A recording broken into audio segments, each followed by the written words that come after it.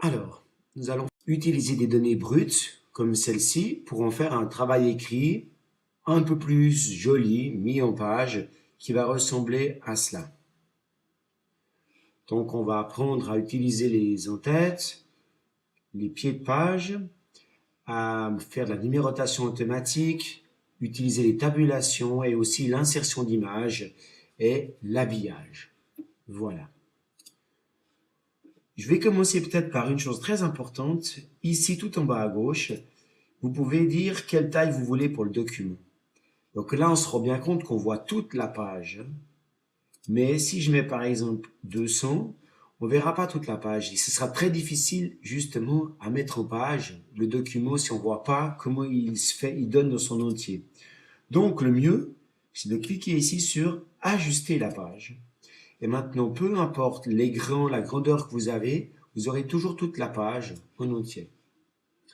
Voilà. On va commencer à mettre ça en page. On va utiliser les styles. Vous voyez, lorsque je clique sur ce bouton bleu, apparaît ici les styles. Ça peut être de ce côté-là, ou s'il y a plus de place, ils vont apparaître des fois à gauche. Là, je ne le vois pas pourquoi, mais bon, c'est toujours à droite. Des fois, il apparaît à gauche.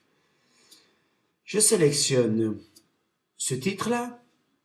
Et justement, je dis que j'en veux faire un titre et directement, il lui donne une apparence. En gros, en bold, et voilà. Je veux ici une apparence plus importante, mais pas autant.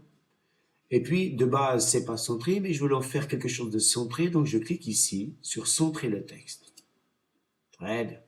J'ai en fait 3 questions à mon travail écrit, relier, commenter ces images, répondre à ces questions.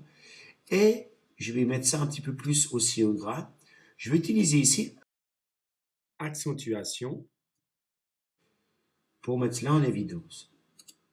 Je pourrais très bien aussi sélectionner bold ici, mais c'est pour vous faire utiliser ici la barre des styles. Voilà. À présent, j'aimerais créer un peu plus d'espace ici.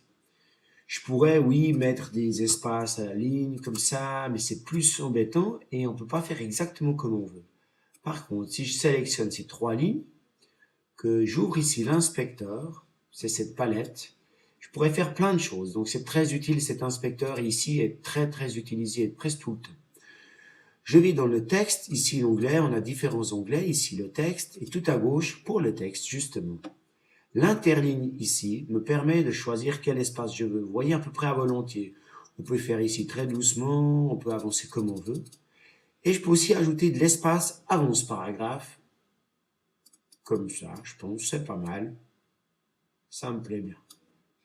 Ok. J'en profite qu'elle soit déjà sélectionnée pour mettre des tabulations. Alors, tabulation, j'ai qu'à venir ici dans la zone où il y a les règles, et j'appuie, clac, et la première tabulation se met, et clac, par exemple ici, la deuxième se met. À présent, je vais au début ici, et en appuyant sur la touche tabulation, qui est celle à gauche de la touche Q du clavier, le texte avance où il y a la tabulation. Je clique devant cette phrase, elle va se mettre ici au bout. Pareil ici, et pareil là. Ah, il a resté une tabulation. Alors ça tombe très bien. Pour enlever une tabulation, on clique dessus, on laisse appuyer la souris et on se déplace. Elle disparaît. Voilà, ici j'ai un petit souci, c'est que ma tabulation elle est trop loin et château ça va là. Je ne souhaite pas ça. Donc, je sélectionne tous les 3 lignes et je veux que cette tabulation elle soit un peu plus courte. Peut-être ici. Voilà. Je peux encore bouger celle-là si j'ai envie, comme vous voulez. Bien. Je vais à présent ajouter des images ici. Commande ces images. Alors, je vais ici insérer les images qui étaient dans le dossier que je vous ai mis à disposition sur Educanet. Et on va en prendre l'image 1. Je laisse appuyer et je la glisse simplement dans mon texte. Vous voyez à présent que le texte se promène autour en fonction de ce qui est écrit ici. Là, il est flottant, c'est-à-dire que l'image, on peut la déplacer où on veut. Et pour le moment, l'habillage de l'image, le texte, il se promène autour. Vous voyez, il est autour. Si je clique, par exemple, cela, le texte va être que dessus ou dessous. Et dernière chose, si on met alignement, il est considéré comme du texte. Alors, c'est ce que je veux dans le cas présent. Et je veux pas de texte autour aucune gêne par rapport à cela. Et donc, je fais comme ça, et je la mets un peu plus petite. Je vais faire la même opération avec la deuxième image que je glisse dedans. Je rapetissis l'image, et je lui dis que je veux qu'elle soit alignée comme du texte. Et ici, aucune influence du texte. Parfait. Alors, je vais essayer de faire pour l'esthétique, de grandir mon image de gauche, pour qu'elle soit à peu près pareille. Voilà, ça sera très joli. OK? Maintenant, si je veux centrer ça, j'ai qu'à cliquer sur une image, n'importe laquelle, ou bien, pardon, au début de la ligne, et puis dire que je veux centrer, et elles seront au milieu.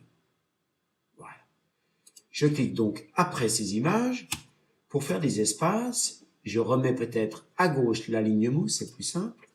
Et je vais créer maintenant, avec des points, une succession de points, que je laisse la touche appuyée, une ligne trétillée pour en faire en fait une ligne de réponse. Voilà, une fois qu'elle sera faite, je vais copier cette ligne. Donc, soit je sélectionne la ligne, voilà, et je fais édition, copier, ou j'apprends par cœur, c'est très utile, la touche commande et la lettre C. Je vais à la ligne, je fais coller, donc édition, coller, la touche V, alors c'est ce que je vais faire maintenant, la touche commande et V. Comme tout à l'heure, on va créer un peu d'espace pour que les élèves puissent écrire leurs réponses. Je viens simplement ici interligne, j'augmente l'interligne, ça me va bien.